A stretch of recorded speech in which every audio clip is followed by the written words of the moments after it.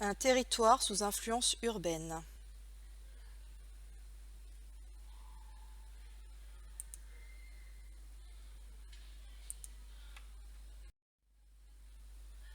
Depuis 50 ans, la population urbaine ne cesse d'augmenter. Environ 80% de la population vit aujourd'hui en ville et essentiellement dans les pôles urbains des grandes aires urbaines. Cette concentration des hommes et des activités dans les grandes villes s'appelle la métropolisation. L'aire urbaine se compose de 3 territoires distincts, dont la population n'évolue pas de la même façon. Les villes-centres stagnent, elles rebutent les classes moyennes et défavorisées par le prix de l'immobilier, leur encombrement et la pollution. Les banlieues continuent à attirer les populations qui souhaitent profiter de la proximité de la ville-centre tout en accédant à des logements plus spacieux et plus abordables. Les couronnes périurbaines connaissent une forte attractivité depuis quelques années, car elles offrent un cadre de vie rural tout en bénéficiant d'une accessibilité raisonnable à la ville et ses services. Les villes-centres cherchent donc à améliorer leurs prestations afin d'attirer de nouveau les populations. Développement de transports collectifs, efficaces et non polluants, densification du parc immobilier, embellissement de la ville.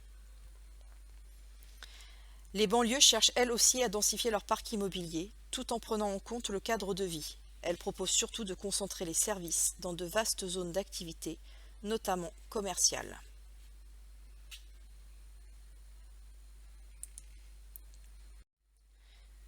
Les couronnes périurbaines attirent par leur cadre de vie, mais surtout par la possibilité d'accéder à la propriété individuelle pour des prix raisonnables. Cette attractivité conduit à l'étalement urbain des aires urbaines par mitage, c'est-à-dire grignotage des espaces agricoles. Les espaces agricoles reculent donc face aux aménagements nécessaires pour accueillir ces néo-ruraux, dont les modes de vie demeurent essentiellement urbains.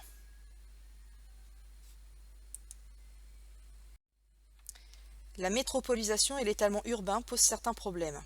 Les aires urbaines s'étendent sur des territoires de plus en plus étendus, pouvant aller jusqu'à 100 km autour de la ville-centre en ce qui concerne Paris. Les migrations pendulaires prennent des proportions inquiétantes en termes de pollution mais également d'encombrement des axes de communication, car les transports collectifs peinent à concurrencer la voiture individuelle. Les aires urbaines cherchent désormais à aménager leur territoire selon les principes du développement durable. Développement des transports doux, c'est-à-dire non polluants, vélo, marche, tramway.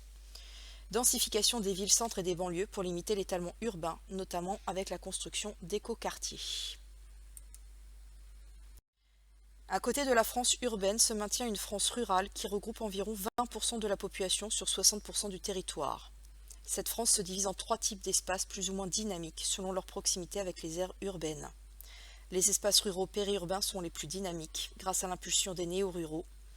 Plus loin, les espaces ruraux deviennent des territoires de vie et de loisirs pour citadins et ruraux.